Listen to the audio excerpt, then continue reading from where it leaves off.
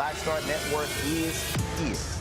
Hold no punch I'm real revolutionary right now. Black power. Support this man, Black media. He makes sure that our stories are told. Thank you for being the voice of Black America, Roland. Stay black. I love y'all. All momentum we have now, we have to keep this going. The video looks phenomenal. See, this difference between Black Star Network and Black-owned media and something like CNN. You can't be Black-owned media and be scared. It's time to be smart. Bring your eyeballs home. You dig?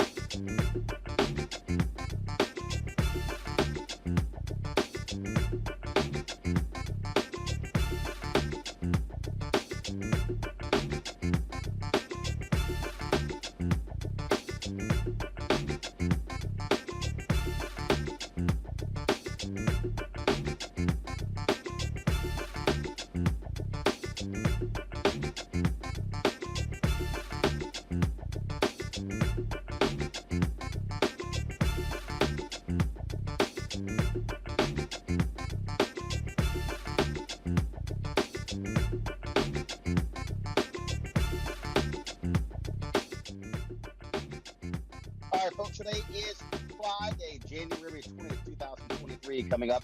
Roland Martin Unfiltered on the Black Star Network. The Biden administration, they are reinstating a fair housing requirement that is going to play a central role in forcing cities to have plans to end segregation. We'll talk about that on today's show. Also on today's show, Florida Governor Ron DeSantis continues his attack on African Americans. But the question that we're going to be dealing with is, again, what is next? Is this going to be the Republican strategy when it comes to these culture wars? That's the issue that we are going to be also studying. Also on today's show, I want to talk about African Americans and the issue of building capacity as it relates to our businesses. I'm going to unpack that thing because I really believe that in many ways we are operating far too small, and a small mentality is contributing to our businesses not being able to grow. Marilyn Mosby loses her high-powered defense team. We'll tell you why a federal judge is trying to hold her lead lawyer in criminal contempt. And you often seen him on our show. Also on today's show, Donald Trump withdraws his lawsuit against New York Attorney General Tish James. Could it be because a judge slapped him with $1 million in fines for filing frivolous lawsuits? Plus, we'll hear from Dr. Rowe talking about part 2 of our conversation on healthy eating. Folks, all of that on Roland Martin Unfiltered, the Black Star Network. It's time to bring the funk. Let's go. He's got it. Whatever the miss, he's on it. Whatever it is, he's got the scoop, the fact, the find. And when it breaks, he's right on time and it's rolling. Best believe he's knowing. Putting it down from sports to news to politics. With entertainment just for kicks, he's rolling.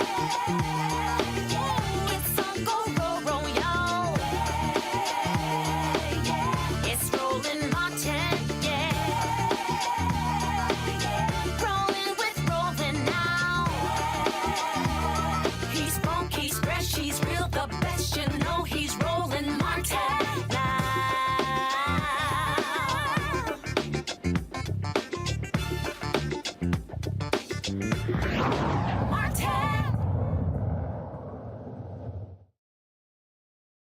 Roland Martin here. Normally I'll be in the studio, but when you get a flat tire, hey, it happens. So you got to go live from the car. So that's where I am here in the nation's capital, folks. A lot of things happening out here in terms of today's news. And one of the things that I want to focus on, we talked about this on yesterday. And that is what is happening in Florida with Governor Ron DeSantis. By him targeting this African American Studies class, what Ron DeSantis is really saying and doing is targeting African Americans.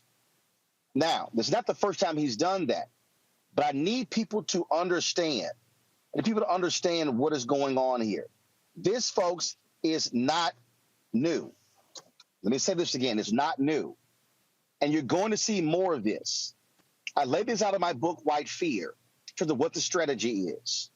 It is by design for a Ron DeSantis to get white voters angry and upset and feeling as if they are being attacked.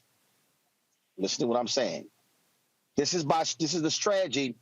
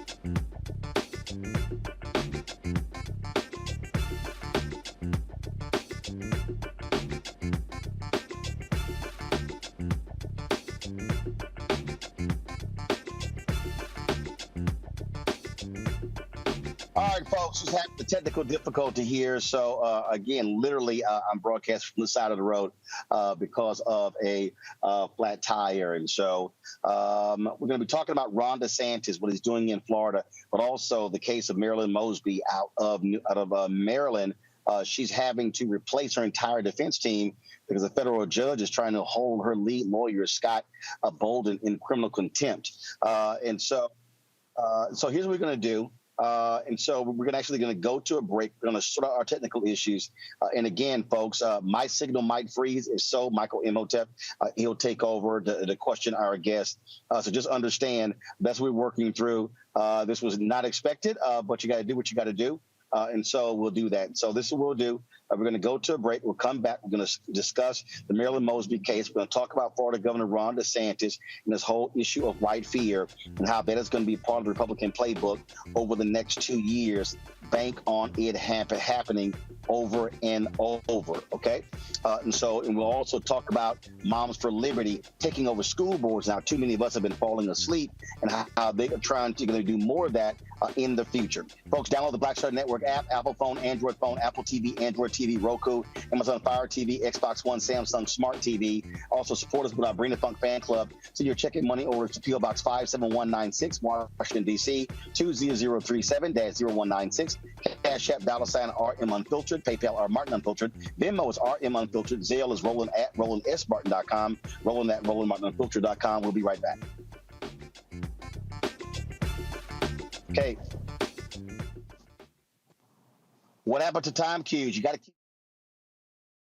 People think that these television shows that tell stories about who we are as black men, and then they paint these monolithic portraits of us. They think that they're being painted by white people. And I gotta tell you, there are a whole bunch of black folk that are the creators, the head writers, the directors of all of these shows, and that are still painting us as monoliths. The people don't really want to have this conversation. No, they don't.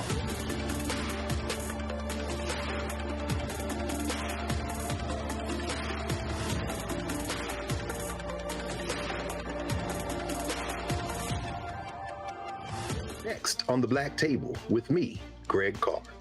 Our legal roundtable is back in session as we look at yet another potential landmark case being considered by the United States Supreme Court. This one is called 303 Creative versus Alennis, and may be the most important and far-reaching First Amendment, that is freedom of speech, case of our time.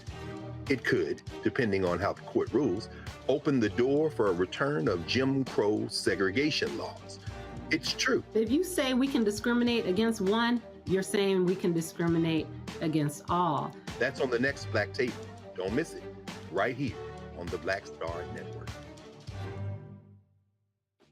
So this is Roger Bow. I got a message for Roland Ascott Martin. Buddy, you're supposed to be hooking me up with some of these ascots that you claim to wear. Where's mine, buddy? Hey, yo, Peace World. What's going on? It's the Love King of R&B, Raheem Devon, and you're watching Roland Martin Unfiltered.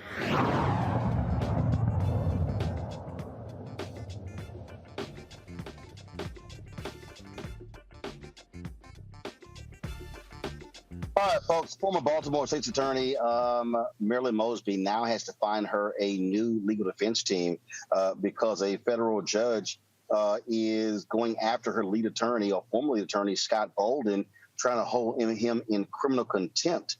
Of course, she's preparing to face perjury and mortgage fraud charges when the motion was filed on behalf of her 6 private lawyers to withdraw for a variety of reasons. U.S. District Judge Lydia K. Grigsby was an African-American and overseeing the case. She issued a gag order and threatened to hold Mosby's lead attorney, Scott Bolden, in criminal contempt of court. The judge said Bolden violated several court rules, including profanity on the courthouse steps, disclosing confidential juror responses, and filing a motion without a Maryland license. If found in contempt, he faces penalties of possibly being removed from the case, prohibited from practicing in Maryland, referred to the U.S. Attorney's Office for prosecution or possible jail, is until January 31st to argue his case. The 6 attorneys asked to step away, 4 because they worked for Bolden's law firm, citing conflict of interest. The remaining 2 said they didn't have the time and resources to take over the defense alone. Joining me now is Kalia Coleman, a partner at Riley Safer Homes in Cancilla. She's also a former federal prosecutor. Okay, so I'm sorry, just Kalia, just help me out here. So the judge is angry that Scott in a press conference said the word bullshit on the courthouse steps. Is this federal judge overreaching? Well, Roland, certainly some could view it that way and others may not. I think what the judge was most concerned about is that the purpose of her gag order was sort of to restrict how and the manner in which both sides discussed the case. And perhaps that's what sparked her to get angry by Mr. Bolden's comments. But certainly it raised this question, right? Because, we live in America where typically, there's the First Amendment, and certainly you expect a defense attorney to be passionate and advocate for his or her client. But I think the court saw it as a means of disrespect because, as part of instituting the gag order, I'm sure there was some type of discussion about the parameters of what should and shouldn't be discussed to the media in light of the high press and the high level of attention that this case has received, given Ms. Mosby's prior status as the Baltimore State's attorney. The other thing she's looking at criminal contempt. That's a heavy charge there. Break this down for us. How is it criminal contempt? So, Roland, you are absolutely right. It is very rare that an attorney is subject to criminal contempt charges. A lot of attention has been placed on the violation of the gag order, but perhaps it's the combination of things. Just based on my review of things, one of the issues the judge took real issue with is the fact that there were certain documents filed, and Mr. Bolden is not licensed to practice in the District of Maryland. Federal court, it's my understanding he's the D.C. attorney. And so as attorneys, we have to be licensed to practice in, the jurisdiction or the court that we are seeking to file. And there's a way around that. Usually you seek admission. Pro hoc vice is the legal term, where you may not be admitted, but you're asking the court to grant you permission to, appear in court and file documents. Otherwise, you have on your team attorneys from that jurisdiction who is licensed, and then they assist you. And here it appears that Mr. Bolden filed documents. He signed those documents, and he's not licensed to practice. So I believe that might be the driving force behind the criminal contempt charges. Although I will admit that seems to be a pretty harsh sort of strategy that the judge is taking or approach. But certainly she seems to be really disappointed and is trying to convey that she is not happy with how Mr. Bolden has proceeded in the matter. One of the things that, again, when a lot of people don't realize, and I say this all the time, federal judges have tremendous discretion. When we were talking about the appointments by President Joe Biden, a lot of people saying, these judges, it's no big deal. I kept saying, y'all don't understand the power that federal judges actually have and how they can wield that power. That's absolutely right, Roland. They have lifetime appointment. They are extremely powerful. The federal system is one that, obviously has existed for a really long time, and federal judges are generally very well respected. And so you are absolutely right. As a former federal prosecutor, I practiced in front of federal judges for a period of 5 years. And during that time, what you learn is that they do have power, but they also are, they're strictly by the book. And it's important to make sure that you're playing by the rules, because if you do not, there are some grave consequences that could result from that, as we're seeing here. Now, as a result, the federal public defender's office will have to take over her case. Explain that, because look, a lot of people watch these crime shows and others. You often say here, public defenders are overworked. People don't actually get a vigorous defense as a result. Those are some of the things that you hear. But explain how it works on the federal level. So a couple things, steps back, Roland. Like, first, the motion to withdraw, as my understanding, is still pending. It was recently filed. And so I think what's important to be understood is that, you know, they will have to appear before the judge, and the judge will actually have to grant that motion to withdraw. You cannot withdraw from a case without official approval of the court. So as part of that process, the judge will likely have a hearing in which she has the defense attorneys to explain in greater detail their basis for saying there's a conflict of interest and they are unable to continue representation of Ms. Mosby. She will also hear from the prosecutors, which, as a former prosecutor and considering, where the case is, it is set for trial in, I believe, at the end of March. I'm sure the prosecution will likely object because there's this concept of continuity. And when you have new counsel coming in such a, high-profile case, they likely will ask for an extension of time to prepare for the trial. Now, with that being said, assuming that the judge does grant the motion to withdraw and the public defenders, a second issue that has to be addressed is whether or not Ms. Mosby will actually qualify for the services of the public defender. Everyone under the Sixth Amendment has a right to, counsel, but the public defender's office has a unique role. They represent what's called the legal term indigent defendants, individuals who cannot afford to pay for private attorneys. But certainly here, I imagine that Ms. Mosby has probably acquired a large amount of, legal bills, so she possibly will qualify for the services of the public defender. So to get to your point, the federal defender's office and public defenders, even on the state level, I think is a misconception about the quality of those lawyers. They deal with a high volume of cases, right? So they don't necessarily have a smaller caseload as some or most private defense attorneys, but they are trained, skilled lawyers who went to law school just like private attorneys.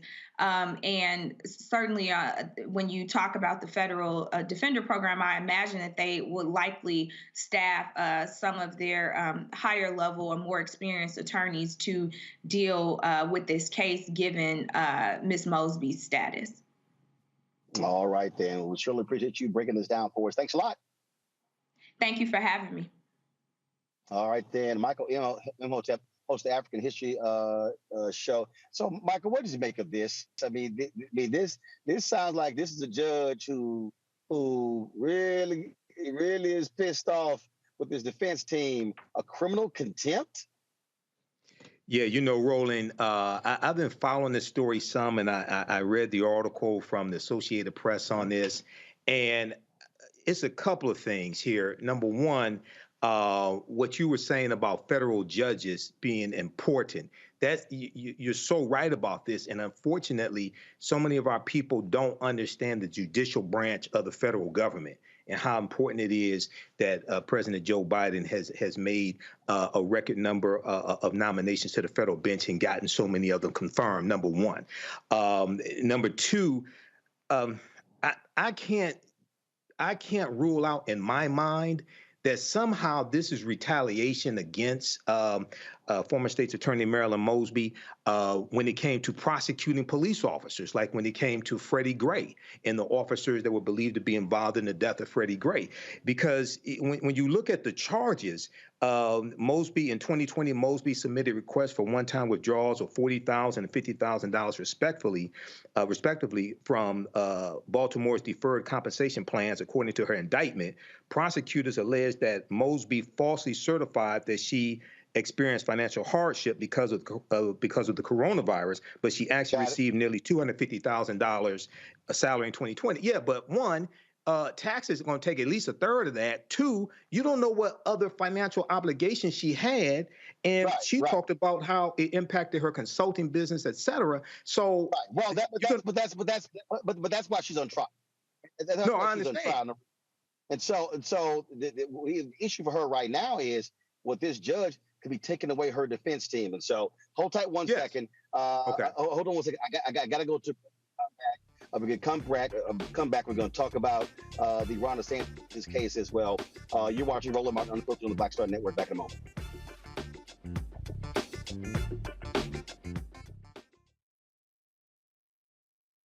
Hatred on the streets, a horrific scene, a white nationalist rally that descended into deadly violence.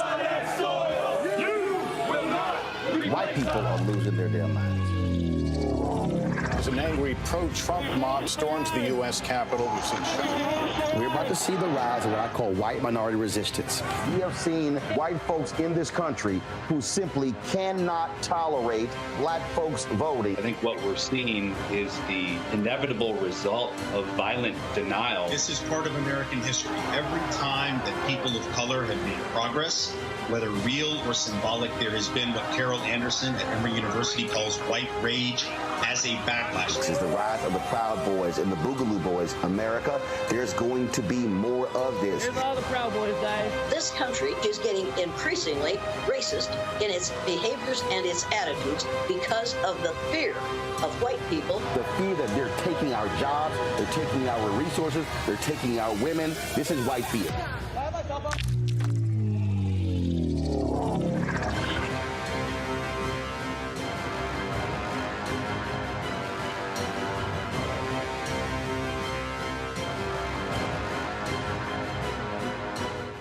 On a next, A Balanced Life with me, Dr. Jackie. People can't live with them, can't live without them. Our relationships often have more ups and downs than a boardwalk roller coaster, but it doesn't have to be that way. Trust your gut. Whenever your gut is like, this isn't healthy, this isn't right, I don't like the way that I'm being treated. This goes for males and females. Trust your gut, and then whenever that gut feeling comes, have a conversation. Knowing how to grow or when to go. A step-by-step guide on a next, A Balanced Life on Black Star Network.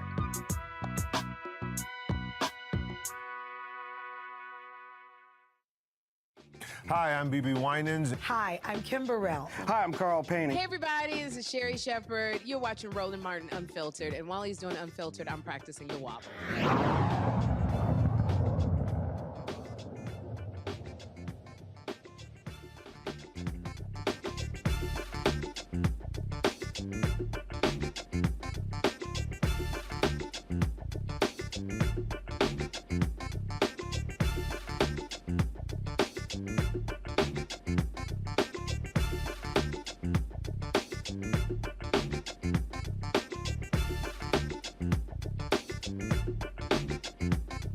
Welcome back to Roland Martin Unfiltered on the Black Star Network. The U.S. Conference of Mayors, they've been meeting in the nation's capital this week.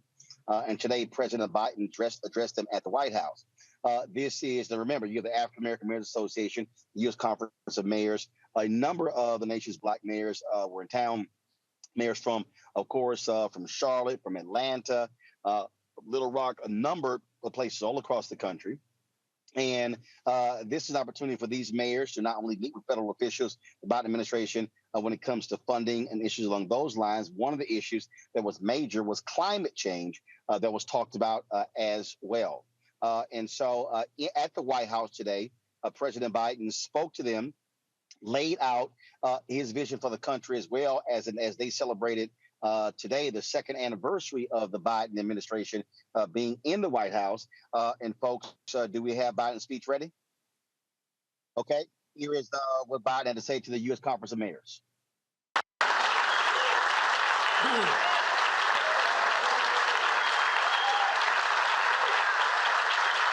Thank you. Thank you. Thank you, thank you, thank you. You better sit down. You don't want this going to my head. A kid from Scranton. Look, Mayor Suarez, thank you for your leadership at the conference. Excuse me, I got a little frog in my throat. But, and Andy, thank you for that introduction. You know, it's wonderful to finally welcome all of you to the White House after not being able to be here because of the pandemic for so long. We appreciate it a great deal. And some of you know I started my career as a county councilman in the state of Delaware, and then I ran for the U.S. Senate because serving as a local official was too hard. They know where you live. They knock on your door, and I've always had enormous respect for the job you do. And by the way, Suarez, you and I have something else in common. You know what it is? We both married way above our station. Way, way above our station. You all think I'm kidding. Some things are just self-evident.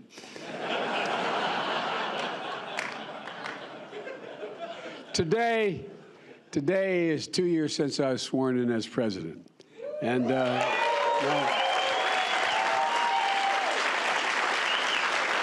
and with your help, we've gotten a lot done. I think if you look around the room, we got a lot of cabinet members who are mayors. A lot of mayors. You got old Mitch Landry from Nolans down there, you know.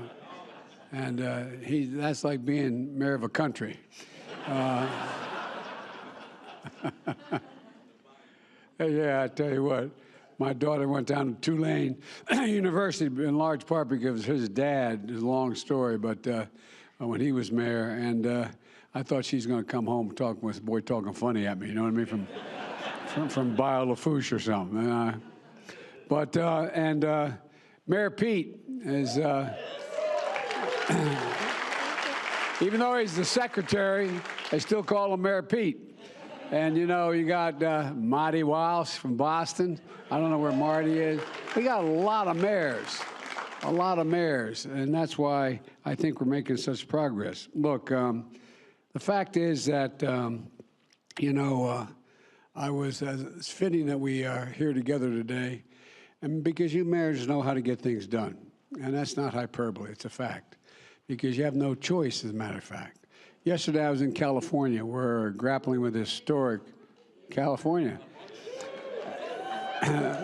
Start off, the governor looked at me and said, Mr. President, we used to be the 5th largest economy in the world, now we're the 4th. That's true, in the world. I tell you what, so I genuflected, and we moved on. I said, that means you don't need that $10 billion we just gave you, right? And y'all think I'm kidding, that's what we did, $10 billion. But all kidding aside, he's a great governor and has written well. But look, dealing with historic storms and flooding, you know, when your town or city faces a crisis, it's the mayor who gets the first call. I've seen it. I've traveled this country after floods and tornadoes, wildfires, hurricanes.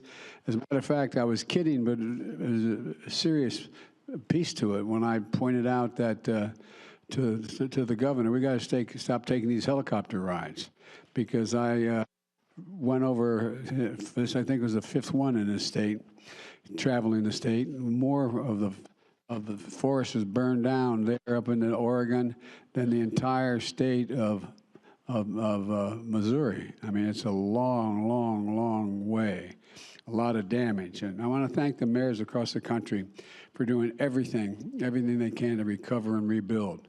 It matters that you're the ones who make sure, as trite as it sounds, that the garbage gets picked up, the potholes gets fixed, the buses you can catch to work and be able to continue to be there on time, and so much more of significant consequence. But those things are consequential. You affect people's quality of life more than any other group of people in the world. And mayors know the measure of success isn't how many partisan points you score, it's how many problems you fix. Can you fix the problem? When I came to office, we had a lot of problems.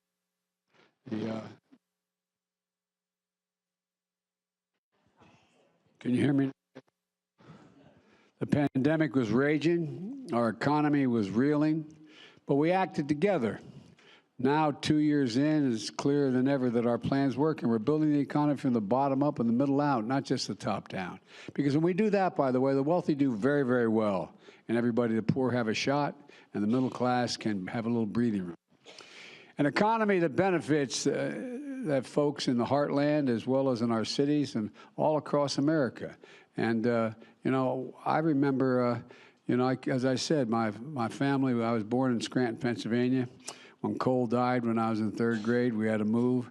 But I go back to Scranton. Everybody's joke is they're from Scranton. Everybody's from Scranton. But think of all the towns you know, and some of you are mayors of, that they go through school, they want to stay where their family is, where their relatives are, where they know everything, and they have to say, Mom, I got to leave.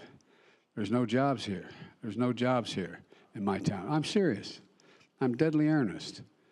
And what we're trying to do is not just rebuild the economy, bring back the pride and the sense of belonging, the sense of I want to stay where I live now, where I'm able to do what I want to do. And that's the whole purpose of what we're trying to do in our cities when people used to move out. But, you know, now they're beginning to move back in. Cities are growing, not just big cities, small towns as well. The economy, the rewards work where we don't need a college degree to provide for your family. It helps to have that college degree, but you don't need it to provide for your family. 2 years ago this week, 18 million people were out of work. 2 years ago this week. Now the number is under 1.6 million. They're the lowest level in decades. The unemployment rate is as low as it's been in 50 years. We've created 11 million jobs, 750,000 manufacturing jobs. Where in the hell is it written to say we can't be the manufacturing capital of the world in this? I mean it, not a joke. I got so sick and tired of us exporting jobs and importing product. We're now importing jobs and exporting product. That's what we're going to do. That's what we're doing. No, I really mean it. Because we're beginning to invest in ourselves again because of you all.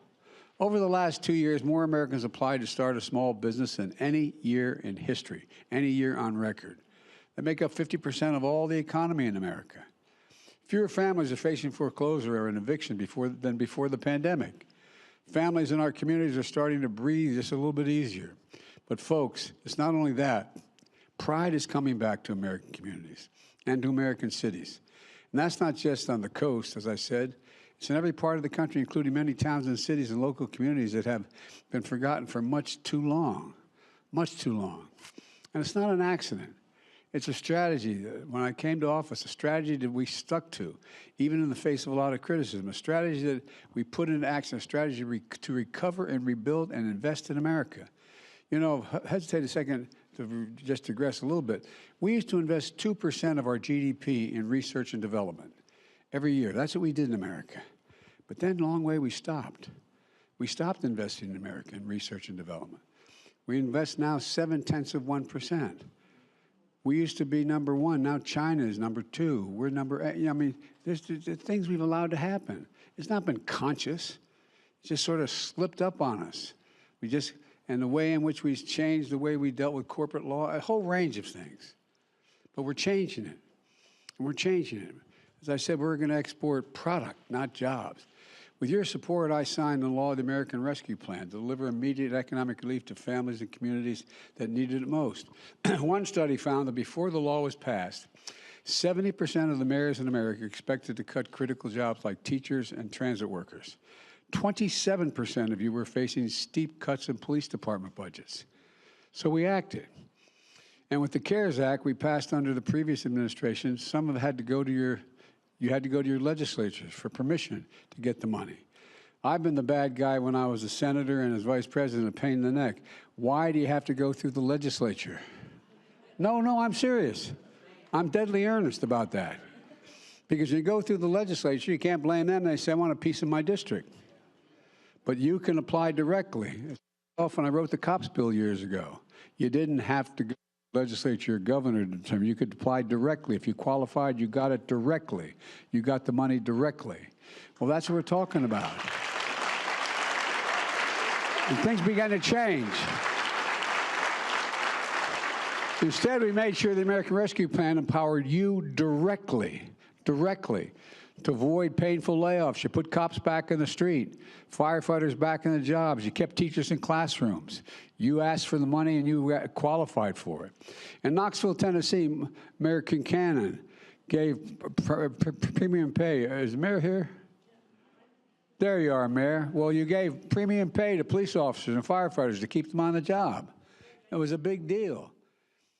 All right, folks, you want to see all of that, simply go to the White House YouTube channel. Go to whitehouse.gov. You want to see the full comments of President Biden. When we come back, we can talk about drama in Florida, how Ron DeSantis is stoking white fear. That is going to be the GOP strategy for the next 2 years. Trust me, I'm telling you all that. So we'll discuss that next on Roland Martin Unfiltered on the Black Star Network. Don't forget, folks, I'm going to be in St. Louis tomorrow. The St. Louis Area Urban League, Michael McMillan, Tefo, discussing white fear. The timing is absolutely great. Turnout, if you want y'all to come out, it's free and open to the public.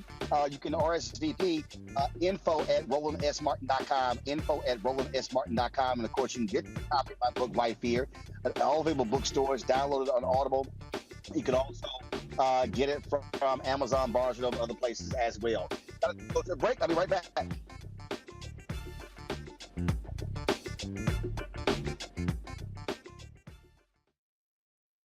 When you talk about blackness and what happens in black culture, we're about covering these things that matter to us, speaking to our issues and concerns. This is a genuine people-powered movement. There's a lot of stuff that we're not getting. You get it, and you spread the word. We wish to plead our own cause.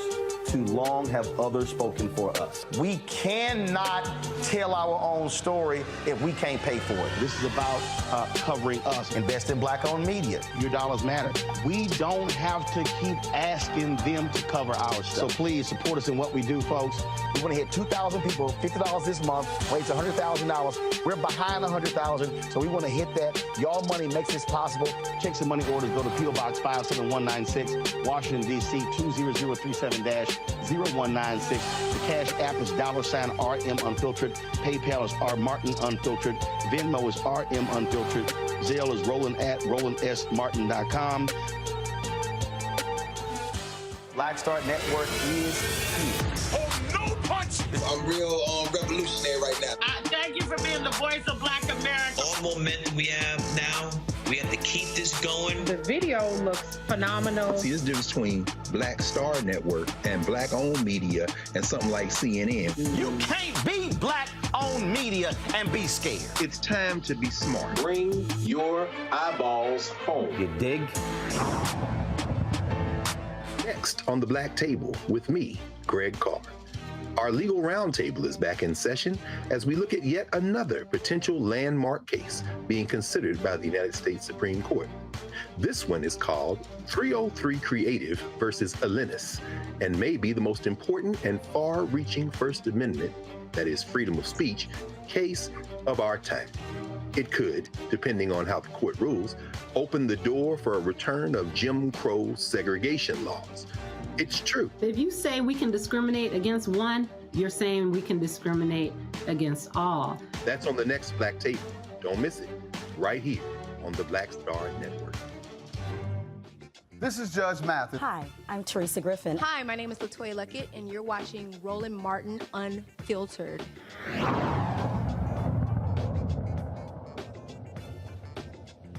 All right, folks, if you want to understand how shameful Ron DeSantis is, the guy somehow wins even when he loses. A federal judge ruled today that he did not have the authority to intervene in a case where Ron DeSantis fired a prosecutor so supposedly because he was woke.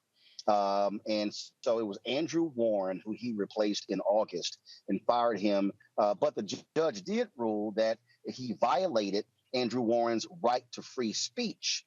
And he also, DeSantis administration said that he was fired for incompetence and willful defiance of his duties by implementing certain policies of presumptive non-enforcement and by co-signing a left-leaning advocacy group's public statements. Well, guess what?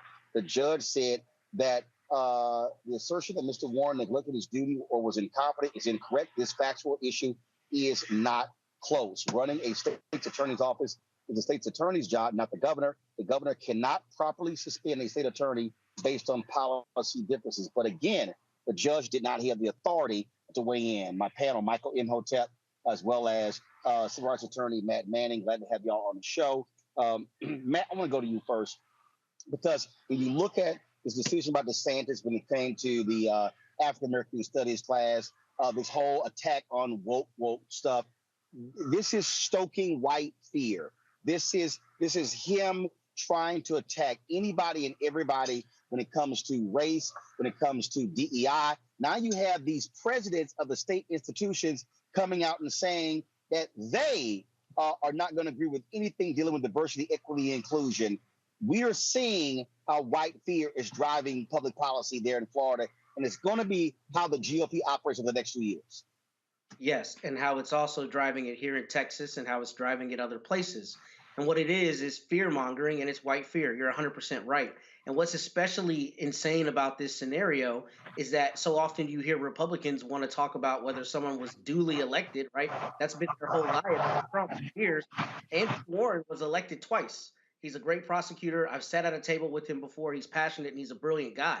And for Ron DeSantis to think that he can just overstep the bounds of a duly elected prosecutor because he doesn't like his decision in terms of exercising his discretion is offensive, and it should concern everybody. I mean, when we get to the point where one politician thinks they can oust another politician because they're not towing the line of their ideological position, that's terrifying if they're both duly elected, right? Because then what is the point of having elections whatsoever?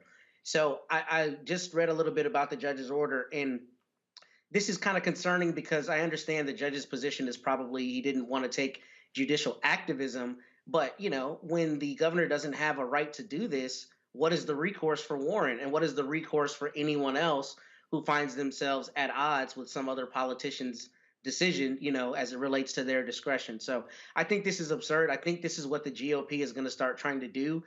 In fact, I just heard that in Texas, there is a bill to do something similar to give the legislature the power to give district attorneys and others the power to attack DAs who won't prosecute certain offenses under the same kind of logic. So this is something that is sweeping across the nation, and it's something that is extremely problematic. The thing that we need to understand here, Michael, with how these guys are operating, is DeSantis is dismantling local governments as well. This guy, he's targeting local politicians, he's targeting sheriffs and elections officials. That's what he's doing. And so, look, he overruled the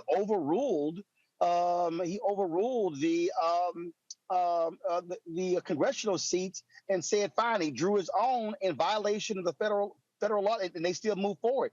They don't care. They're that brazen.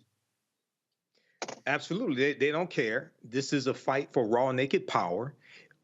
This goes to a number of different things. It goes to the rise of the anti-critical race theory laws that are being pushed by dark money and pushed by organizations like Moms for Liberty. It's being promoted by organizations like Fox News. And this also goes to the fear of the browning of America, which we've talked about a number of times here on this show, Roland, and you deal with in your book, White Fear, and how by the year 2043, white people will no longer be the majority population in this country, and how there's a clamor to hold on to political power, but also to try to get, as under Donald Trump it happened, trying to get as many conservative, ultra-conservative federal judges confirmed and as many ultra-conservative judges on the Supreme Court confirmed, because they realize that they can control the federal courts, okay, for the next 25, 30 years. Then the judicial branch of the federal government interprets law from the legislative branch and policies from the executive branch of the federal government. So, you know, this is more, and he's really acting like a dictator. DeSantis is acting like a little Trump. He's acting like the dictator of Florida. And then also, remember, you dealt with it here on this show, Roland, I forgot what he called it, but it's like the voting Gestapo force that went out and arrested people who are former felons who were under the impression that they could vote legally, and it was sent voter registrations in the car in the mail, voter registration cards in the mail, and then they send the police out to arrest them and say, "Oh, you voted illegally," and then the judge throws out those cases, okay, or many of those cases. So this is an example of how elections have consequences. People like Ron DeSantis have to be stopped at the ballot box. The thing, Matt, that I keep trying to explain to people, understand Ron DeSantis is going to be very appealing to a lot of Republicans because he doesn't bring the crazy of Donald Trump. I'm warning people, this man can win. And trust me, Ron DeSantis is even more dangerous than a Donald Trump.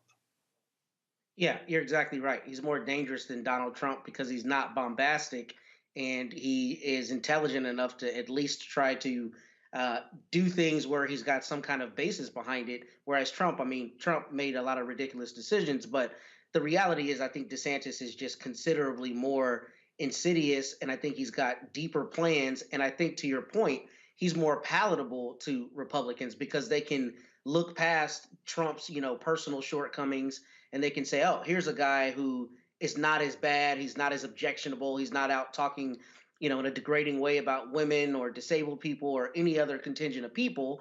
And even though his ideology is insane, I mean, what this guy is doing is horrible, is trampling the Constitution. They find him more palatable. And partially, I think that's why he's doing some of this crazy stuff, because he knows Trump is running and he wants to have that leg up because obviously Trump's already come at his neck.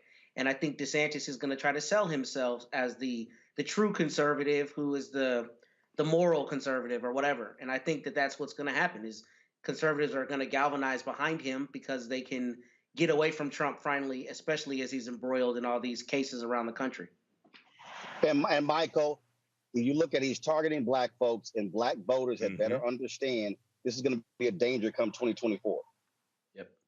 Absolutely is absolutely is a danger come 2024. It's a danger right now. You look at what he did with like I just said, you look at what he did with his voter Gestapo force. But also, people have to sit back. African Americans need to sit back and ask the question, right? If our vote didn't matter, why would they go through such measures to suppress our vote? And if you understand the history of Florida, 1868, the Florida State Constitution, what they did was they imposed felony disenfranchisement laws. This is where it goes back to. The fight that Desmond Meade had that you documented here on this show, Roland, that goes back to 1868, 3 years after the Civil War ended.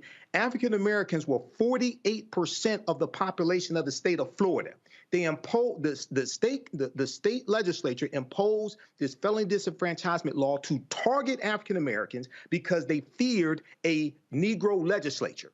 They knew we would vote a lot of these white supremacists out of office, and they expanded the crimes that were classified as felonies as well to lock us out of political power. So if you understand the history and your understanding of politics is directly related to your understanding of history. If you're ignorant of history, you're going to be ignorant of politics. All you have to do is study the history of Florida, and you can see why they're doing what they're doing today and why we have to fight and vote these people out of office and keep them out of office. You're absolutely right. And so, again, there are a lot of people who sat on the sidelines in Florida who did not vote. There are people there who are upset. There are people who are saying, well, you know what? This is a lost cause. But I'm trying to warn people. I'm trying to warn people. Folks, what they want to do, Axios did a story. They have studied the 4 years under Trump, and they had looked at all the mistakes they made and the plan that they have in place. If they win it back in 2024, is to gut the federal government.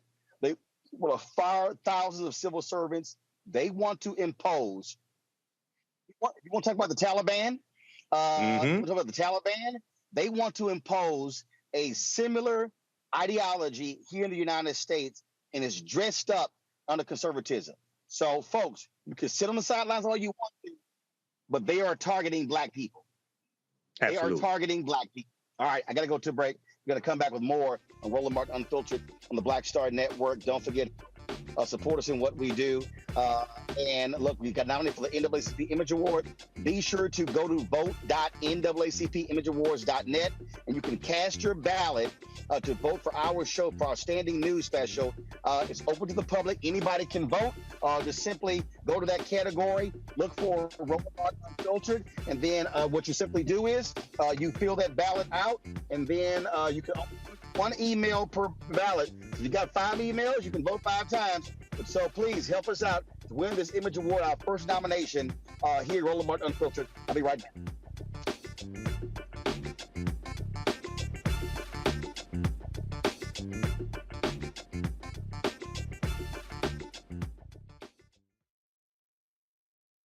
On the next, A Balanced Life with me, Dr. Jackie. People can't live with them, can't live without them. Our relationships often have more ups and downs than a boardwalk roller coaster, but it doesn't have to be that way. Trust your gut. Whenever your gut is like, this isn't healthy, this isn't right, I don't like the way that I'm being treated. This goes for males and females.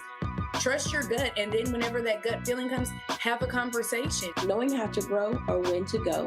A step-by-step guide on the next A Balanced Life on Black Star Network. On the next Get Wealthy with me, Deborah Owens, America's Wealth Coach, we're talking about the difficulty of being able to acquire wealth for Black Americans. My guest, Emily Flitter, is the author of The White Wall: How Big Finance is Bankrupting Black Americans. The bad stuff that you feel when you're dealing with the financial services industry is not your fault. It's not your fault, and you don't deserve to be treated like this. That's right here on Get Wealthy, only on Black Star Network.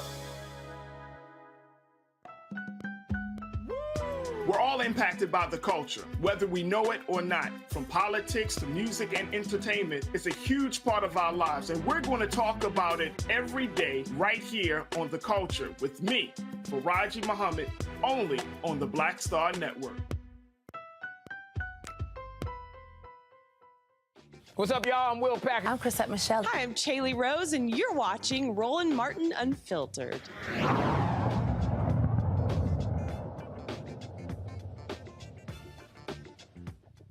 All right, folks, welcome back to Roland Martin Unfiltered. We've been talking about this issue of race in America, and we were just, of course, talking about what's been happening in Florida with the DeSantis administration. But I want to talk about something that, and I posted on my Instagram page, and I raised this issue about the lack of Black PR companies in the United States. And the reason I raised that particular point is because I talked about how you don't have a major Black PR company. Here we talk about Black media company as well. Part of the problem is we are small. We are way too small. We have all these small companies. We don't have scale.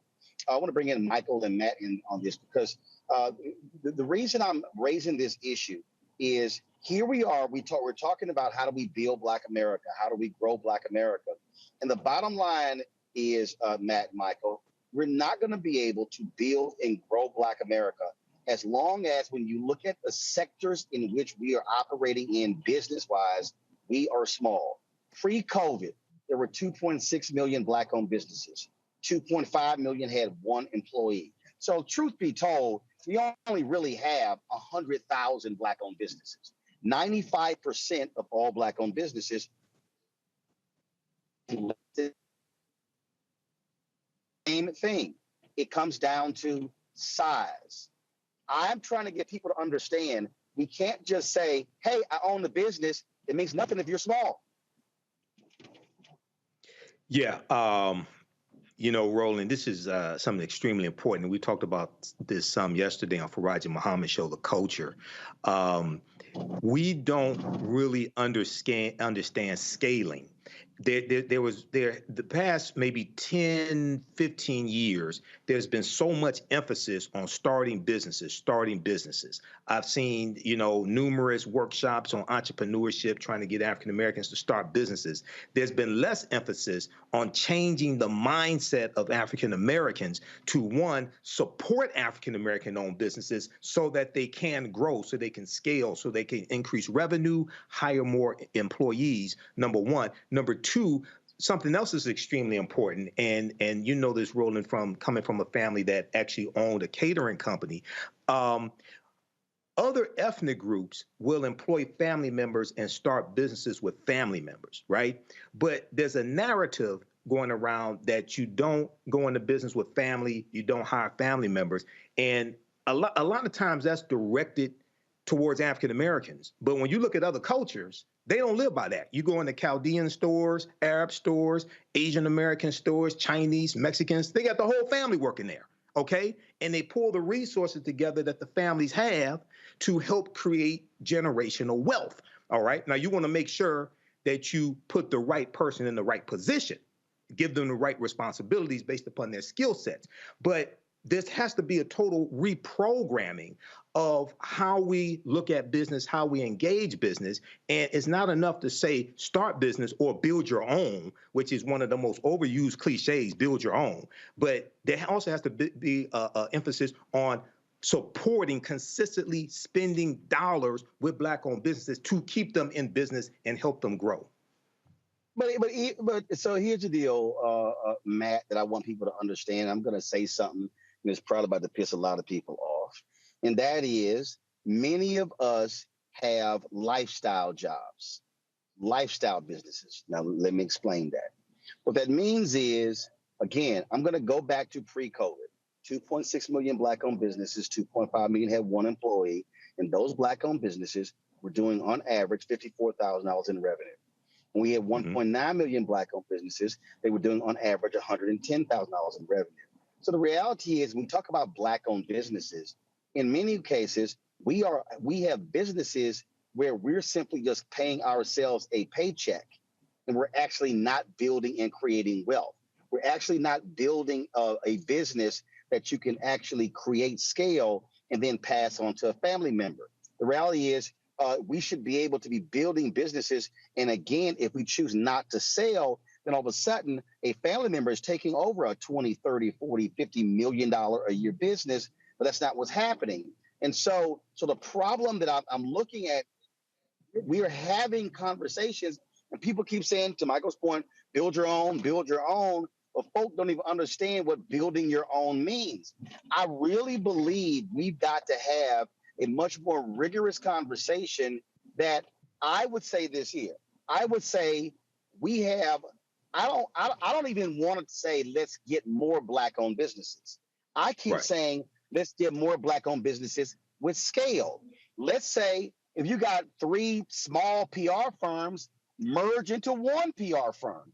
I've said this about Black newspapers. It is stupid. In some cities, you've got 5, 6, or 7 Black newspapers.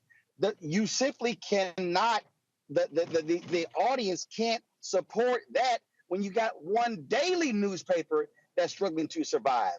I just really believe that we're going to have to deal with people's ego about mergers and acquisition in order to impact Black America, because when you have scale, you now can go after multi-million-dollar contracts. Now you can hire more people. Now you can pay them competitive salaries.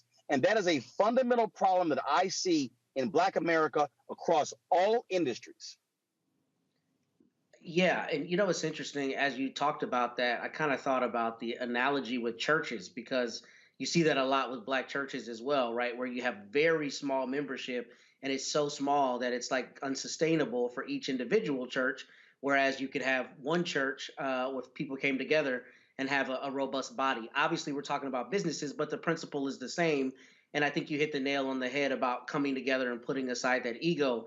I do have questions. I mean, I'm a lawyer, not an economist, so I don't know the answer to this, but I do have questions about the institutional barriers to scale. And I know we've talked about that on the show before, but you know, really the question is, how readily do we have access to SBA money? I know there's a lot of money out there, but surely there are some institutional things that play into that, not only racism and buying attitudes, but just access to capital, right? And we have to address that issue. The other thing, but hold on. Let me address that particular point, because that is important. But in many ways, it's not necessarily access to capital, because the reality is, if you have one business that's doing very well, and then another business, if you're looking at what their debt to equity ratio is in terms of what their revenue is, things along those lines. So to the point you made about the churches, now I'm saying, okay, I don't have 2 staffs. I don't have 2 office buildings. I don't have the multiple terms of expenses. Now I'm able to compete much more effectively. I just think that what's happening is we're so small that, and we got a bunch of small little silos that you can't build anything. And so scale comes in when you're able to compete for larger contracts. And so versus having 20 Black websites, you go from 20 to 2. Now all of a sudden, your revenue may go from 2 or 3 million to 8 to 10 to 15 to 20 million. And now that's a game changer. Yeah, we really have to think on that. I'm sorry. Hold on, Michael. I'll go back to Matt. He want to finish the second point. Okay. I mean, I'll yield to Michael. I was just going to say that I think part of it too, though, is I think sometimes the industries that we're in, I know we're talking about the PR context, but a lot of times I feel like Black people are investments that are very difficult. For instance, restaurants, right? You know, it's hard to scale a restaurant as is compared to something where you're providing a professional service. And that's not to knock anyone, but I mean, I think also a diversification of the industries somewhere like media, like PR, or practicing law or medicine or whatever allows you to potentially scale with more offices and practices, and you're not necessarily tied to the economy in the same way that you might be if you have to buy, you know, inventory and that kind of thing. So I'm sure that factors in somewhere. Yeah, and again, it goes to what are the businesses that we're going into that are impacting our community. That right there to me is what I'm trying to get us to talk about. And I can tell you, Michael, I've spoken at numerous Black Chambers of Commerce event, and rarely is mergers and acquisitions on the menu. I said it many times before I launched this show. I went to every major Black-owned media company to partner because what I was doing, none of them were doing, and not one wanted to partner. Okay, fine. You leave me no choice. I didn't want to have to do it, but that's what I had to do. Yeah, two really important points on this, Roland. I used to manage African-American companies that had government contracts, City of Detroit, County of Wayne, the state of Michigan. And you know, when Kwame Kilpatrick was mayor here in Detroit, one of the things he was trying to do, now I didn't agree with all of his political stances, but one of the things he was really trying to do was to get more African-American owned businesses to be contractors for the city of Detroit, because there's something like about $2 billion in contracts that go out each year in the city of Detroit. Okay, so he held his administration organized a one-day summit down at Cobo Hall, downtown Detroit, where and people could come in to find out how to be contractors of the city of Detroit and get contracts, especially African-American owned businesses. And he was trying to demystify the whole process. And one of the things he talked about is that many of our businesses were going to have to merge together, to pool their resources together to be able to get these contracts, okay, and to be able to stay in business and prosper. And unfortunately, in the African-American community, a lot of times that's something that's not necessarily taught, okay? So that has to be taught, one. Secondly, very quickly, when we study the history of African-American entrepreneurship, successful African-American entrepreneurship here in this country, going back decades, even going back into slavery, we see that we utilize the cooperatives, the co-ops. And if people read Dr. Jessica Gordon Nimhard's book, who's like one of the top authorities on the history of African-American co-ops, it's called Collective Courage, a history of African-American economic thought and practice. And it deals with organizations like the Colored Merchants Association, which was a cooperative of hundreds of African-American owned grocery stores in the early 1900s. And they organized so that they could get economies of scale, they could learn better accounting practices, marketing practices, so they could better compete against the white chain stores like the Kresge's and the Woolworths. So we have to go back into that history and see how we were able to compete back then. So let me say this here. Federal government spends $560 billion on contracts. Blacks get 1.67%. Which is about $9 billion. President Biden spoke to the CBCF and he said they want that to go to, $100 billion. Well, guess what? That's going to be real tough. You got no plan of action. And what I'm saying, people, you're going to hear us talk about this a lot more on this show, is I understand, you go for the money that's sitting there right now. Federal contracts, state contracts, county contracts, city contracts, because if we don't, we're not going to be able to achieve what we want economically. All right, folks, hold tight one second. We come back. We're going to talk about the Biden administration's focus on fair housing policy. That's the next on Roland Martin, the Black Star Network.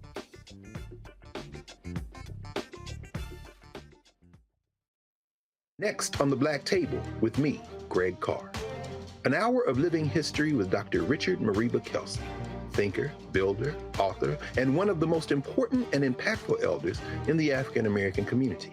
He reflects on his full and rich life and shares his incomparable wisdom about our past, present, and future. African genius is saying that my uncle was a genius, my brother was a genius, my neighbor was a genius.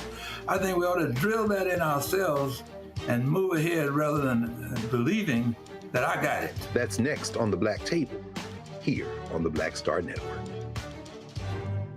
Most people think that these television shows that tell stories about who we are as black men, and then they paint these monolithic portraits of us. They think that they're being painted by white people. And I gotta tell you, there are a whole bunch of black folk that are the creators, the head writers, the directors of all of these shows, and that are still painting us as monoliths. The people don't really want to have this conversation. No, they don't.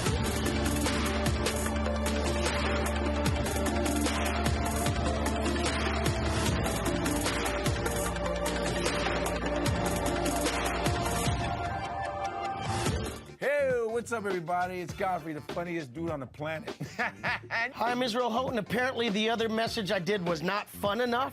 So this is fun. You are watching Roland Martin, my man, Unfiltered.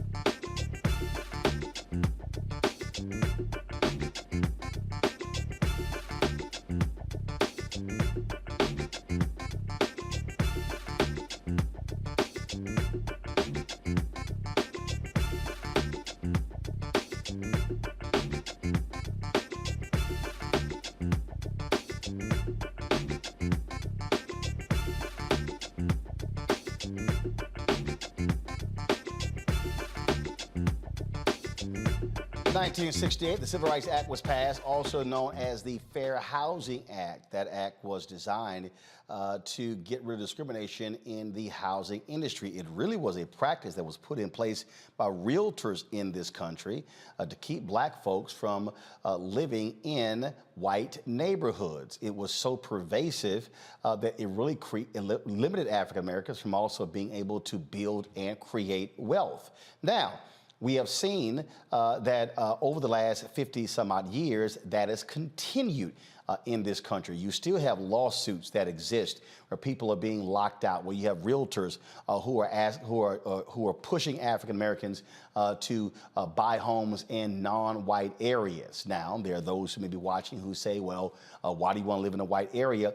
Because it also comes down to the value of homes. We've seen appraisers, the stories where they will give a low appraisal to a home that clearly somebody black lives there. They will look at the art on their wall or books, look at pictures, and we've seen where African Americans have removed a number of those items, and guess what happens?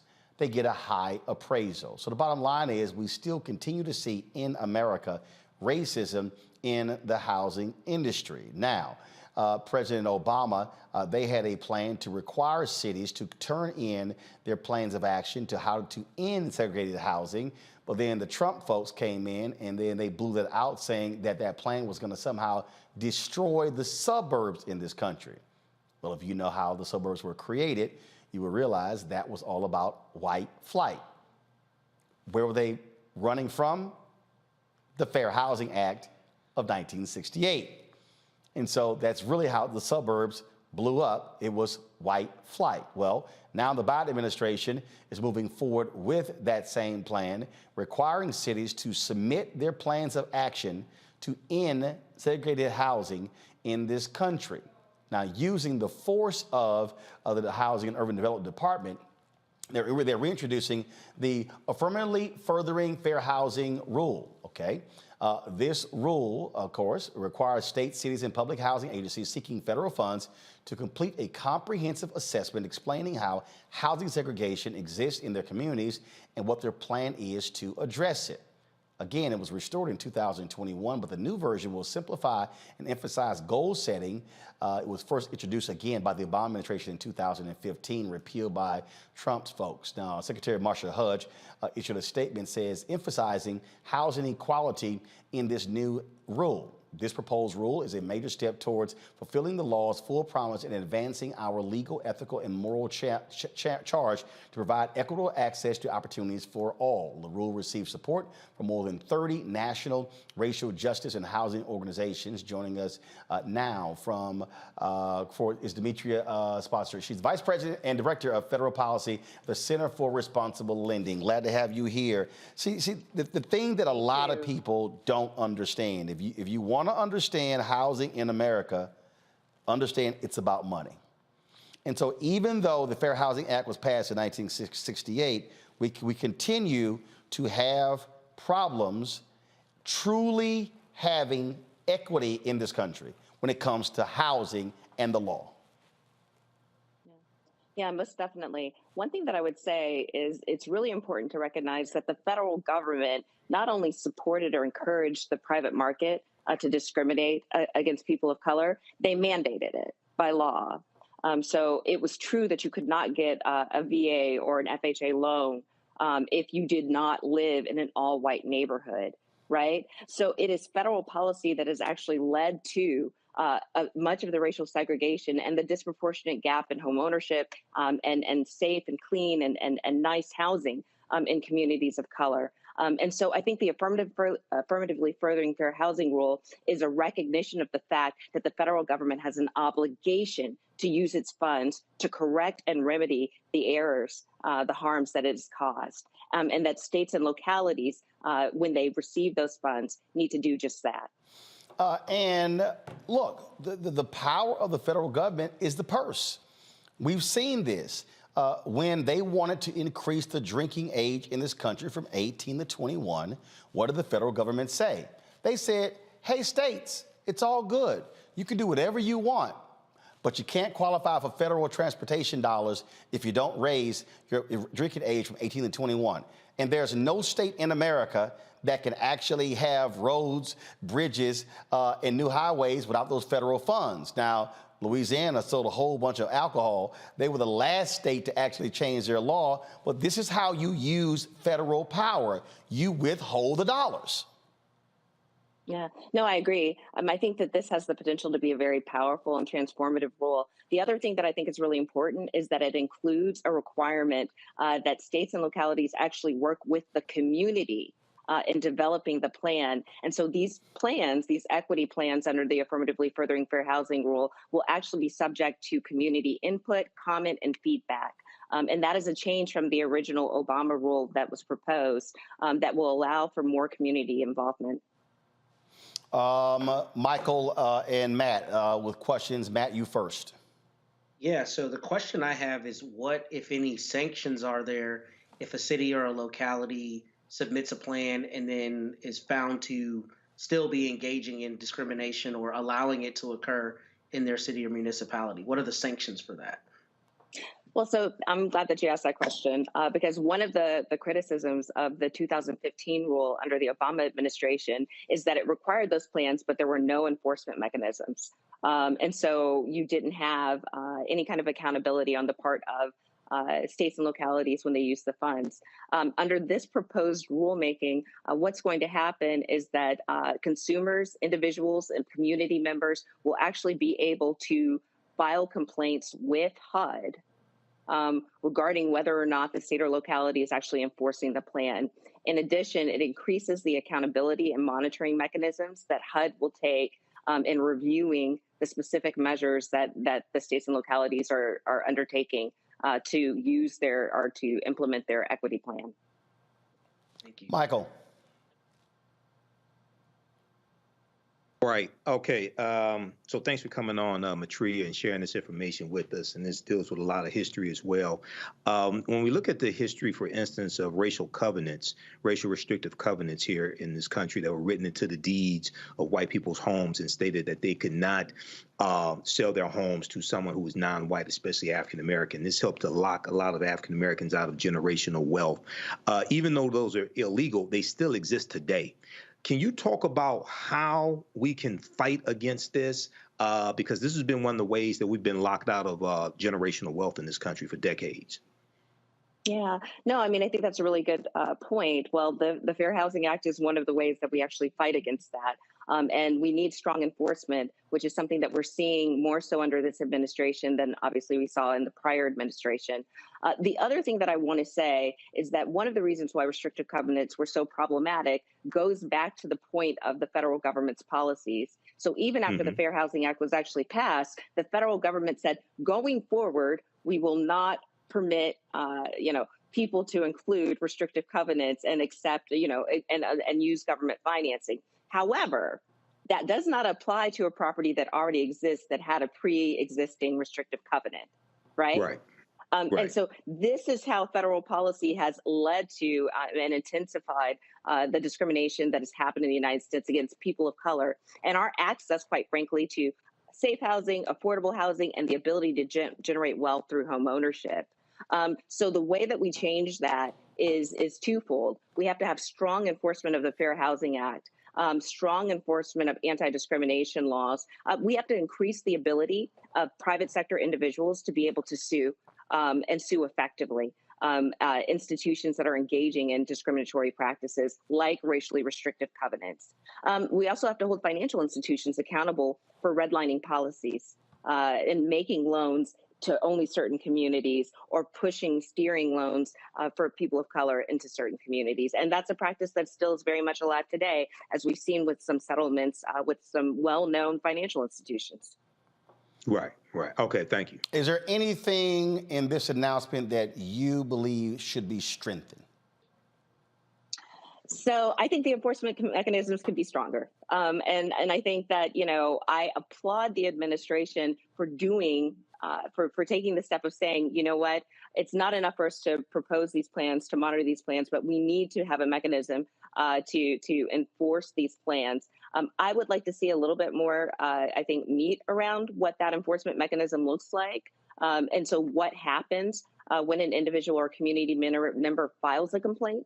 And what is the process? Is there a timeline in which HUD will respond and investigate that complaint? And I think those are things that, as we think about this proposed rule, we should all have an opportunity to comment and weigh in. Because again, to your point, Roland, the power is the power of the purse. And so ultimately, the requirement is only as strong as the threat that individuals and institutions will lose public funds, lose federal dollars if they do not engage in the activity. I keep telling people, follow the money. If you ain't focused on the money, we're not having an American conversation. Mitria Spotzer, I certainly appreciate it. Thanks a lot. Thank you. All right, folks, got to go to a break. We'll be back on Roland Martin Unfiltered. Don't forget to support us in what we do. First of all, if you're watching on YouTube, hit the like button, y'all. You're sitting here watching. Come on, hit the button. We need to be over 1,000 likes, okay? Also, download the Black Star Network app, Apple phone, Android phone, Apple TV, Android TV, Roku, Amazon Fire TV, Xbox One, Samsung Smart TV. Support us in what we do, joining the Bring the Funk fan club. Send check and money orders to P.O. Box 57196, Washington, D.C., 20037-0196. Cash App, $RM Unfiltered, PayPal, R Martin Unfiltered, Venmo, RM Unfiltered, Zelle, Roland at RolandSMartin.com, Roland at RolandMartinUnfiltered.com.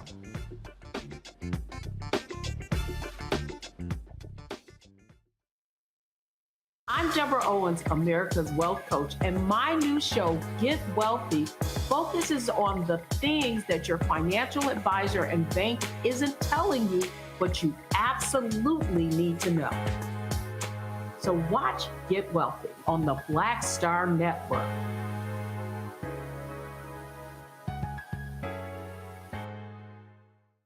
Hi, I'm Dr. Jackie Hood Martin, and I have a question for you. Ever feel as if your life is teetering and the weight and pressure of the world is consistently on your shoulders? Well, let me tell you, living a balanced life isn't easy. Join me each Tuesday on Black Star Network for A Balanced Life with Dr. Jackie. We'll laugh together, cry together, pull ourselves together, and cheer each other on. So join me for new shows each Tuesday on Black Star Network, A Balanced Life with Dr. Jackie.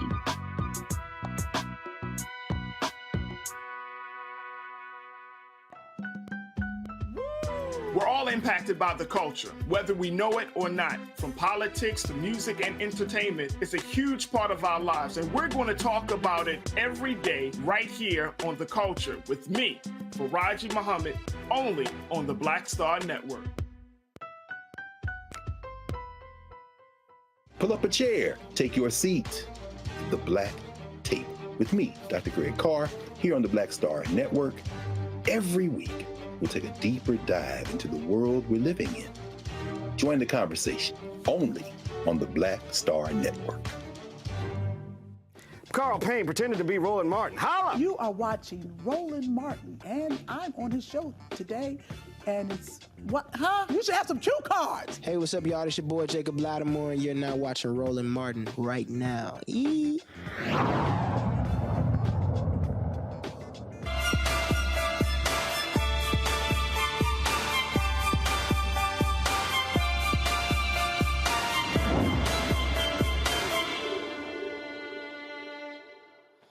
All right, folks, we talked to Dr. Rowe the other day about proper eating, and we had a part 2 that we taped with our panel.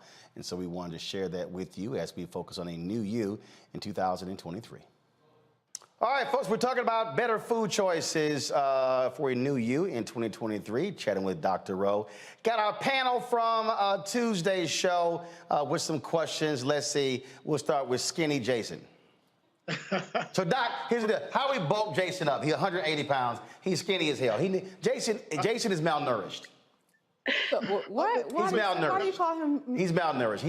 Jason, is that your opinion that you're malnourished? Jason, no, he's too damn skinny. I'm not too skinny. I'm in great shape. I look good. I got my abs. I'm looking great. But I do have a question, particularly about my favorite kind of green food, which is Brussels sprouts. Oh, hell no. What did he say? Brussels sprouts is his favorite green food. Oh, that's wonderful. Oh, my God. My wife cooks Brussels sprouts. That's like smelling chitlins in the house. my question is, they give off the gas like cabbage, does. They give off the gas like cabbage, but it's another cruciferous vegetable that is super good for you, Jason. So keep eating your Brussels sprouts. All right, what's your question, Jason? Is it still healthy if I fry the Brussels sprouts? Okay, no. This is the thing. Is it still healthy if I fry the Brussels sprouts? Flash fry, which means you're going to put them in the oil for a small amount of time and take them out. Hold up. So, Jason, how do you fry them? I put some olive oil. I usually chop up some onions. I put that in there. You know, I like to get them a little brown. Sometimes a little crispy. He ain't flash frying. He deep frying. See right there. How long you frying your Brussels sprouts? I say like 7-8 minutes. That sounded to me though like you're sautéing. It sounded more like you're sautéing. No, he frying. Right? No, he frying. Yeah. So he frying. How do you know? Were you there? No, his ass frying. See, he trying. Let me tell you something. He doesn't. Listen, Doc, I've been doing this long enough. Okay. Somebody give you the right answer, and then when you know they say, well, I kind of do this, do that. No, he asked about frying Brussels sprouts. But here's the thing. So, Jason, are your Brussels sprouts submerged in oil? How long are they, when they come out, are they green or brown? They have some green left in them, but you want some. So you're trying to get the leaves crispy. Is that correct? I do like some of them to be. You want some of it, yeah. No, Doc, he frying Brussels sprouts. And the extra virgin olive oil that you're using is a good fat, so that's a good heart protecting fat. So good on you. Just keep the oil. Just keep it down. He said 7-8 minutes. Yeah. How long should he be leaving them Brussels sprouts in there? He's really sautéing. No, he's not. Doc, he frying. Really? He got some deep fried ass Brussels sprouts. He ain't fooling me. How long they should be? You said a quick fry? I said a flash fry. You said a flash fry. How long is that? Fry. So a flash fry is in for about 4 or 5 minutes. Got it. Jason, you about 4 damn minutes too long. You deep frying your Brussels sprouts. You ain't fooling me. I know. But he's not deep frying unless he has this much oil and the Brussels sprouts are submerged in that. That's not what's happening. Doc, am I right? Deep frying, Doc. I'm telling you, he deep frying. That is right. Yeah, okay. He lying. He deep frying. All right, Randy. I have a similar question. When you cook greens a long time, like some collard greens, right? And you let them simmer for a long time to get that, smoky flavor from the meat. Do you lose all of any nutrients that were in there? Can you cook them so long that there's no nutrients left? So I love this question because this is what black folks do. You ain't lying. This is what fried Brussels sprouts. This is what the culture does, right?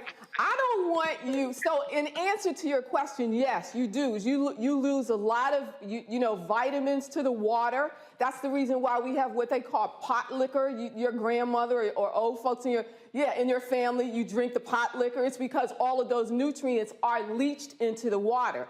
I don't even want you to cook your greens in a large amount of water. I want you to cook your greens in extra virgin olive oil with a small amount of water, which is more like sautéing them. And it's also a good way to do this is you don't add meat either. I was gonna come back to that question. You don't add, there's no meat. Hold up, Doc. Randy, what meat you put in your greens? Smoked turkey. Okay, so a lot of people use smoked turkey. Damn well, she ain't putting no smoked turkey. See, because they get extra healthy on the show, and they ain't putting no smoked turkey. She got some bacon in there. She got some pork. You got. I would say let's take out the fat back, but you didn't say that you use fat back, and you didn't say that you use ham hock. She ain't want you telling her take it out. You said that you use smoked turkey, and smoked turkey every once in a while is good. But try this. Try extra virgin olive oil. So put your greens in a hot pan, one that you've already warmed. Right. Put about $2 silver dollars or 2 50-cent pieces worth of olive oil, depending on the amount of greens you have. If it's a whole bunch, then you might have to do a little bit more. And then only a cup of water. Start it there with a cup of water. Get your greens to be wilted. So just work with the greens so that they're wilted, and then meaning softened, right? Keep doing that. Here's what you're gonna add. You're gonna add red pepper flakes or cayenne pepper. You're gonna add a little salt. No hot sauce? Once the greens... What'd you say, Randy? No hot sauce? You said no hot sauce. No, I'm getting this. You can do hot sauce, but what I want you to do is squeeze lemon juice at the end. Serve a wedge of lemon with your greens, squeeze a little lemon juice through your hot sauce, and it's going to be amazing for you. And you won't have used any meat whatsoever. No fat back, Randy. Try it, let me know how it turns out. Randy, no fat back. Will. Thank No, you so damn much. well, Negro to my smoked turkey. You know you're gonna be using no smoked turkey in there. Mustafa, go. I promise you. Dr. Rowe, you know, folks are starting to travel a lot more now. I'm on an airplane every couple of days. How do we make sure that we have the healthy eating when we're traveling? Oh, you ain't lying. What do you say? When you're traveling, healthy eating, like for instance, I mean, I was doing very well for the first 2 weeks. Flew to Houston, quick trip, up late, up early, and then when I flew to Wichita on Sunday, flight was delayed. I was supposed to get in at 10:15, got in got midnight, hotel at 1:30, only sleep 5 hours, flew back, came back at midnight. This is a nightmare. And so, but what happened, and again, so your options really are limited when you're flying. So Unless you take some food with you. Unless you take some food with you. So right, but when you like going, when you it can, ain't refrigerated. Okay, so what do you take? So I don't want to say tuna in a pouch, which is what I would normally do because you'll stink up the plane. So that's out. So I don't want to do that. That's like having Brussels sprouts. But that would have been, it's a great option if you're not in an enclosed space, right? That's out with a plane, dog. We ain't flying private. Right, but get yourself some sliced chicken, get yourself some sliced turkey, put it in a baggie, right? So that's healthy protein, and it's going to help to boost your metabolism, and it's going to give you some energy. Okay, so do that. Get yourself some nuts. Take fruit. You can always do fruit. Fresh. You can take canned, even if you need to do that in its own juice or in water. So, but you want whole foods. You want sustainable foods that are going to get you through your trip. There are options. Many, most airports now have healthy options. From salads to sandwiches. Well. First of all, again, it all depends on what time. Because so part of the issue, and I guarantee Mustafa is the same way as I am. What happens is when you have your early flights, when you anything that's really before 7:30, you got to take in a lot of ways you're screwed. You got to take your own food. But then since COVID, a lot of food places have shut down at 7. So you might be landing at 8:39 or whatever, and if it's not Atlanta Airport or somewhere like this here, your food options are severely limited. And so I know exactly what he's talking about. I would say, I would still say, Mustafa, anybody who's watching, the biggest thing is really, even though you're traveling, still avoiding the processed foods. Avoiding the chips and the cookies. And take your own. Because you can replace those chips and cookies with trail mix. I'm about to say, I thought you were about to take your own chips and cookies. I was like, oh, damn. I was like, all right. No, you can replace the chips and cookies with a healthy trail mix. One that you make yourself or one that you buy, but throw those in your bag. I don't do trail mix. You don't do a lot. So I have a very limited palate. That's fine, but get yourself some dried or raw nuts and throw those in a bag. You can also throw your popcorn. You can throw fruit. Whatever your options are, whatever you like. You're going to get trapped in an airport. Right. So what I do then make sure that you walk with your food. So one of the things, Mustafa, that I've also done is I'll bring my protein shakes with me. Then that way I can grab a banana or some other fruit, and I got that with me. or at the end of the day, if I just need, I keep it real simple, salad, salmon, or salad and chicken. I keep it real. I keep it real simple because again, it can get real quick when you like, man, them ribs looking good, or because you know that bacon burger and it's looking real good, but that's one of the things. And it happened the other day. I had very limited options, so I had a meal I didn't want to eat, but I did eat 3 of them.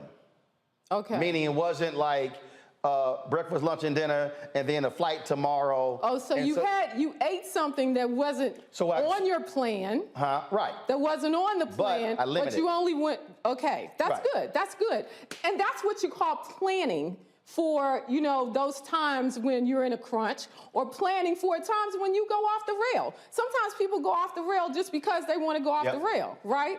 So when you go off the rail, here's what I want you to do. I don't want you to fall into the posture of, oh, I might as well. You remember last week, Randy? Randy wanted some Cheetos last week with Jim Jones was on. Telling. No, we were on the air, so everybody heard it. Okay. So we had to explain to Randy, no, you can't have your cheat snack, because your cheat snack gonna come into your cheat meal, and a cheat meal gonna go to a cheat day, and a cheat day gonna turn to a cheat weekend. Yes. Yeah, I don't want you to fall into the might as well posture. Right. I might as well. You had a sliver of the cheesecake, and you knew that wasn't on your plan, and the next thing you know, you have the whole cheesecake. Or cheesecake for the next 3 days. Right. I don't want you to fall into the might as well posture, because here's what I need you to do. 10 seconds. I want you to just make your next decision your best decision. There you go. All right, which means, Jason, no damn fried Brussels sprouts. Stop fronting. And Randy, get that fat back out of your greens. Stop fronting as well. All right.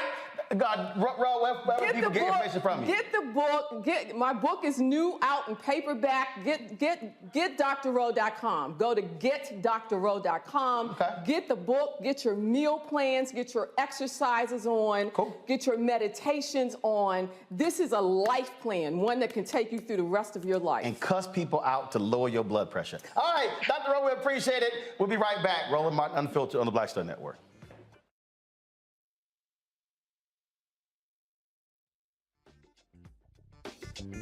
Jackie, people can't live with them, can't live without them. Our relationships often have more ups and downs than a boardwalk roller coaster, but it doesn't have to be that way. Trust your gut. Whenever your gut is like, this isn't healthy, this isn't right, I don't like the way that I'm being treated. This goes for males and females.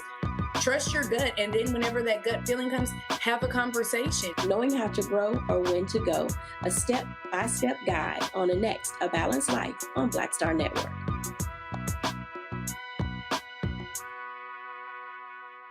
Black Star Network is here. Oh, no punch! I'm real revolutionary right now. Thank you for being the voice of Black America. All momentum we have now, we have to keep this going. The video looks phenomenal. See, there's a difference between Black Star Network and black-owned media and something like CNN. You can't be black-owned media and be scared. It's time to be smart. Bring your eyeballs home. You dig?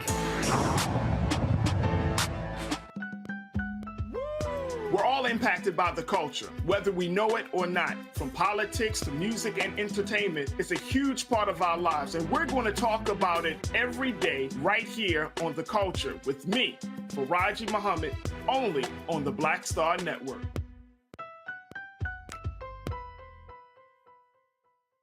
What's up, y'all? I'm Will Packer. I'm Chrisette Michelle. Hi, I'm Chaley Rose, and you're watching Roland Martin Unfiltered.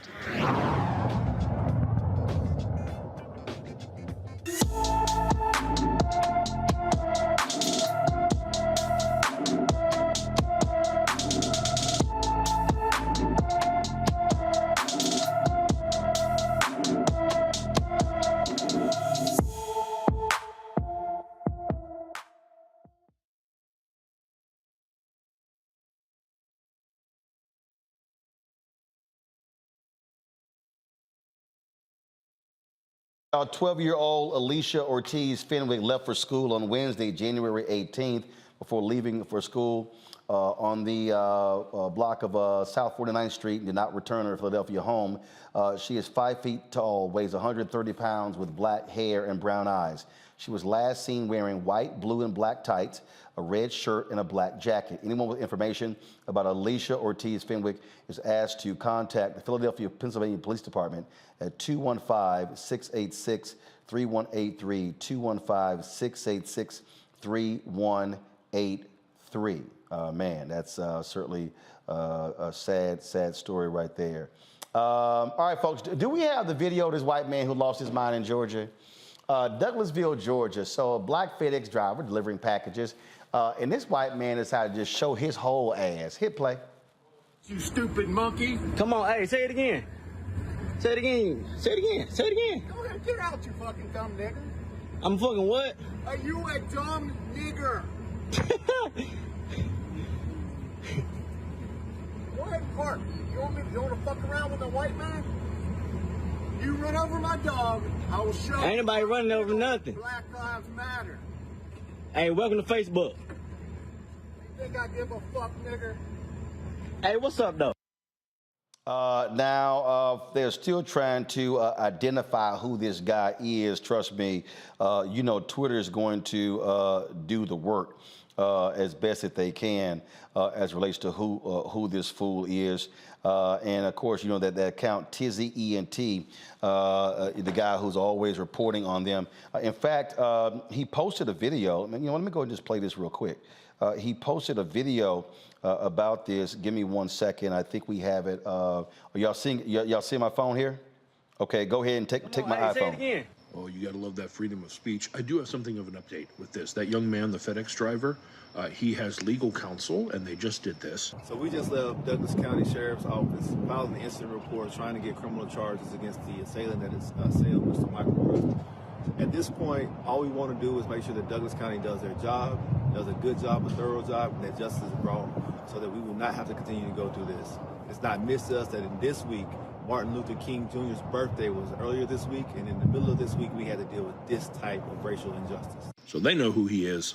They have gone to the police and filed a report, and they want police to press charges, and I think everyone agrees with that. And I'll say this, a bunch of people have been posting the identity of that guy. I've seen like 6 names floated. I've seen one name in particular, and it is wrong. It is not that engineer guy people keep talking about.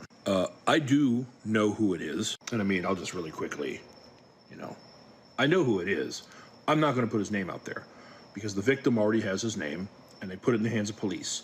And now it's time for the police in Douglasville to do their job. It's like the same reason I didn't put the address out there. I would rather he faces real legal consequences than someone just like trying to go to the house and confront him. So don't do that. Matt, this is the kind of But stuff. for police in Act a Douglasville- fool, social media. Oh, you'll get busted. Yeah, it absolutely will. You should. And especially when you see that people are videoing. I mean, I was not surprised because we see so many things like this, but how brazen are you when he's telling you welcome to Facebook and he just continues saying the things that he's saying? I hope that Douglasville actually does their job, and I hope that Georgia has a statute where you can be prosecuted for verbal harassment, because this obviously meets that standard, and this guy needs to be held to account for it. So, Michael, when I was flying somewhere. I put it on Instagram. I forgot where I was flying. And I was going through Chicago O'Hare Airport, and I want to take a seat, and it was like a shoe shine stand. And this guy was sitting there on FaceTime. And so, yeah, I saw walk over. I said, hey, you know, I'm going to step up. The guy was like, you ain't fucking sitting here. Mm-hmm. I said, I'm sorry. Who you talking to? And he was like, so he starts cussing me out. And I went, you know what? I said, let me get airport police. So I started looking around. And so then the guy was like, you know what, fine. I said, let me explain something to you. I said, I'm going to extend some grace to your ass today. I said, because had I pulled my phone out, 4 million people would see your ass in about 30 seconds. He started apologizing and everything. I said, I don't care what in the hell you going through. I said, you don't just start cussing the folk out. I said, because if I put you out publicly, I said, your job will be gone and your whole family will know how stupid you are. So he starts apologizing. He said, well, let me move you. I said, no, I ain't sitting down. I said, but you lucky I got Jesus today. These folk, they act a fool. Look, they gonna get busted. They gonna get outed. About 20 seconds, go. Yeah, they're going to get outed, and I saw your post on Instagram. Now, the brazenness that this white guy displayed while the FedEx driver, the African-American FedEx driver, was recording is the same brazenness that Europeans displayed decades ago when they were lynching African-Americans and posing for postcard pictures at the same time, okay? And what Donald Trump has done is make them feel comfortable with their racism and expression. Bottom line is press charges against his behind. And again, that dude in the airport, I told him, I said, man, you lucky. I said, you lucky I have grace today. I said, because I was about to break your ass off publicly. All right, y'all, I gotta go. Landon, come here. So today, y'all, is the last day my niece, she got her new job. She's leaving, praise the Lord. That way she can stop asking me for money. So this is her last, shut up, I don't wanna hear it. This is her last day.